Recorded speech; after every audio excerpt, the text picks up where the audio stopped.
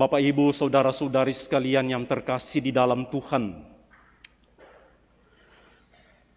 Mohon maaf kalau saya menyebutkan begini. Harta, tahta, dan wanita. Katanya itulah godaan yang selalu mengelilingi dunia kita sebagai manusia.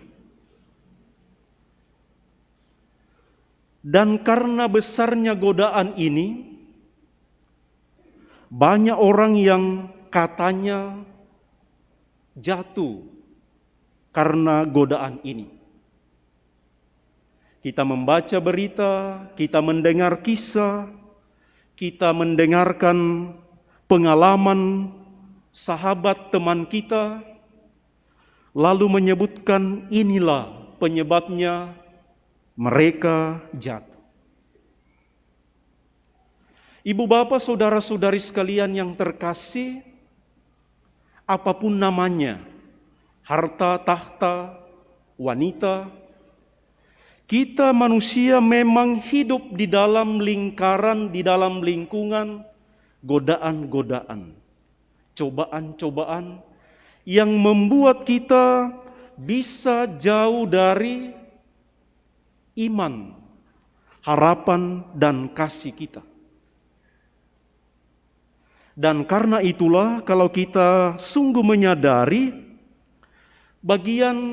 salah satu bagian dari doa Bapa kami, selalu kita doakan, janganlah masukkan kami ke dalam pencobaan. Kalau orang tidak kuat, kalau orang jatuh di dalam godaan itu, itulah yang terjadi dalam diri bendahara yang kita dengarkan dalam Injil hari ini. Meskipun kemudian dikatakan ia dipuji sebagai orang yang cerdik. Ia dipuji karena mampu menemukan jalan yang lurus di tengah-tengah peliknya hidupnya. Ia akan dipecat, ia tidak punya masa depan, mau mengemis ia malu, mau mencangkul ia tidak kuat. Di tengah kesulitan-kesulitan itu, ia pandai menggunakan, ia cerdik menggunakan apa yang ada pada dirinya untuk masa depannya. Dan disitulah kita boleh mengatakan, memang benar orang ini cerdik untuk memikirkan masa depannya. Bukan karena ia tidak jujur maka ia dipuji.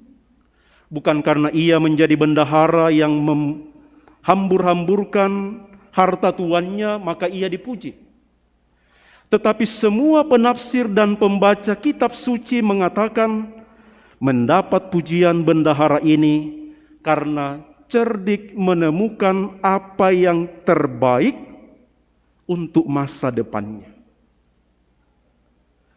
Maka kepada kita ibu bapak saudara-saudari yang penting untuk kita renungkan adalah apapun jenis godaannya, apapun bentuk godaan yang kita hadapi, baiklah kita menggunakan segala potensi dan kekuatan kita, apakah itu harta, apakah itu jabatan, apakah itu kekuasaan, untuk memperoleh hidup yang kekal. Dan pesan Yesus bagi kita adalah, mari setia di dalam perkara-perkara yang sederhana. Mari setia dalam perkara-perkara kecil untuk menyelamatkan hidup kita di masa yang akan datang. Kesetiaan kepada Kristus, kesetiaan kepada Allah dalam perkara-perkara yang sederhana akan menghantar kita masuk di dalam kehidupan yang membahagiakan. Mari kita mohon dalam perayaan Ekaristi ini, ibu bapak saudara-saudari sekalian, semoga segala yang ada pada diri kita, segala potensi kebaikan-kebaikan, apapun yang kita miliki, mari kita pakai untuk hidup yang kekal.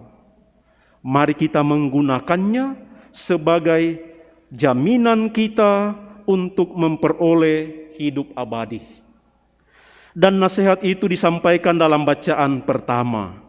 Apa yang harus kita buat supaya harta, kekayaan, jabatan, apapun yang ada pada diri kita mempunyai manfaat untuk kehidupan abadi.